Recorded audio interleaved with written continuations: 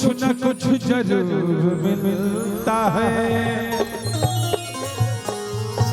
बाबू को भजन बा प्यारा सा कैसे बता दे कि भैया हो हर हर गंगे सत सत नमामि मैं आप सबों का मित्र नरमुंडा स्वामी। एक बार सच्चा दिल से जयकारा हम सभी लोग बोलेंगे। बोली वृंदावन बिहारी लाल की, बोली सच्चे दरबार की, पवन पुत्र हनुमान की, नमः पार्वती पतया हर हर महादेव। चलो बेटा एगो भक्त जाके माँ के दरबार में कहते रहे कैसे आहे कि पनमा से पातर फूलवा से नाजुक कि हई मोरी माई महारानिया रे। भक्त कहने कि भैया भैया हमार बड़ी सुखवार बाड़ी सबके माई है। बड़ी आग्रह कैला के बाद माई ये दरबार में आवे खातिर गांव में आवे खातिर राजी भइली हा। कहब कि किन्हों जानी माई के नजर मत लगई हा। कैसे कहते रे भक्त आहे कि पनमा से पातर फूलवा से नाजुक कि हई मोरी बाई महारानिया रे। हर किया अवतार घरे मोरा सातो रे बहिनिया कि नजर न लगई है डैनिया रे। चलिए 1 2 1 2 3 4।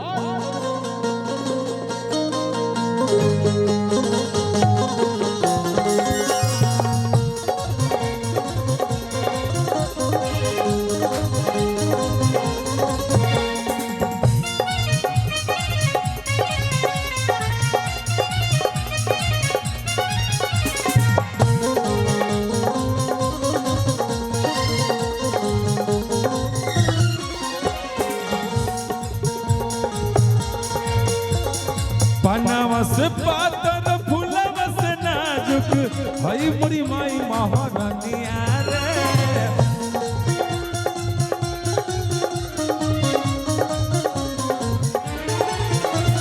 पनावा से पातर फूलवा से नाजुक हई मोरी माई महारानिया रे। अवतारी घरे मोरा सातोर बहिनिया, अवतारी घरे मोरा सातोर बहिनिया है डैनिया रे।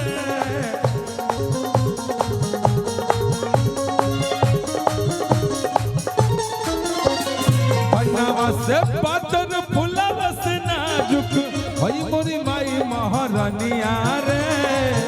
कोरस का सांभ रहा सीताराम, कोरस का सांभ रहा कोरस में का। पनावा से पातर फूलवा से नाजुक हई मोरी माई महारानिया रे। अवतारी घरे मोरा सातोर बहिनिया, अवतारी घरे मोरा सातोर बहिनिया नजर न लई है डैनिया।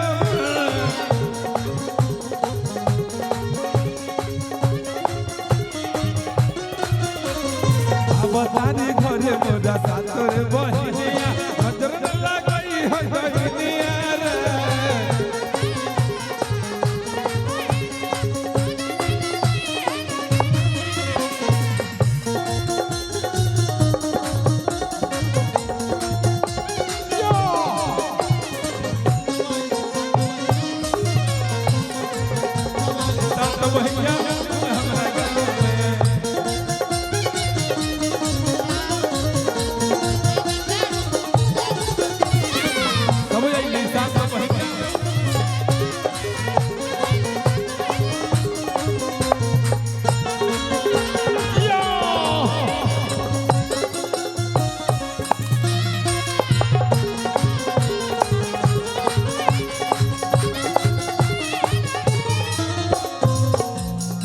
भैया हो भक्त कोना भाव में कहते बाबू केडीएस धीरे धीरे चलत होलोग्राम से कहले भक्त कैसे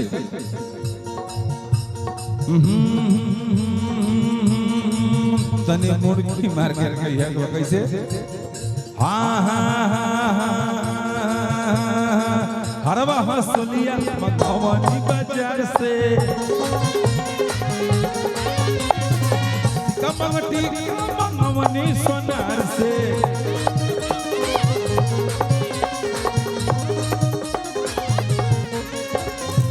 बेटा धीरे धीरे चलत रहा ऐसा ट्रेन चलावा के लोग दौड़ के चढ़ जाए थावे जंक्शन पर गाड़ी तनी से स्लो होकर तो उतर जाए कैसे भटकत रहे बाबू हो हरवा हंसलिया मधुबनी सोनार से कमंगटी कमंगवनी सोनार से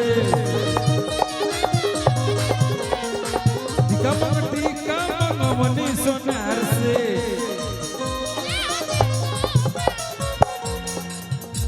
की रची रची मैया के करबो सिंगरवा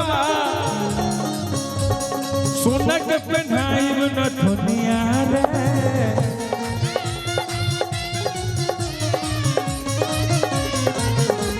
रची रची मैया के करबो सिंगरवा सोना के पहनाई न दुनिया रे अवतारी घरे मोरा सातोर बहिनिया अवतारी घरे मोरा सातोर बहिनिया दादाई है जगनिया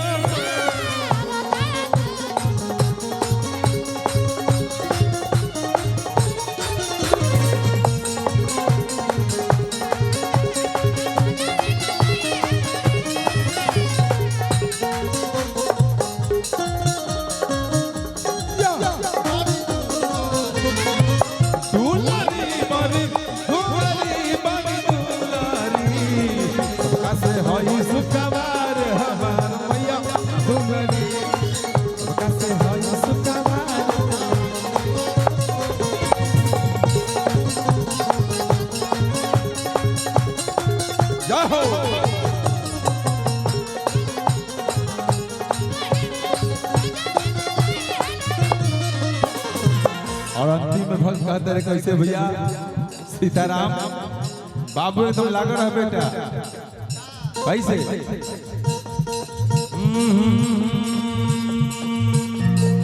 सतमी के साथ देखे पट जब खुले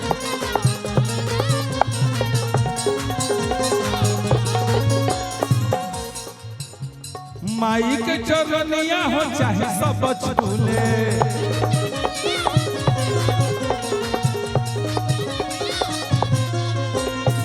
सतमी के साथ देखे पट जब खुले माई के चरनिया हो चाहे सब छूले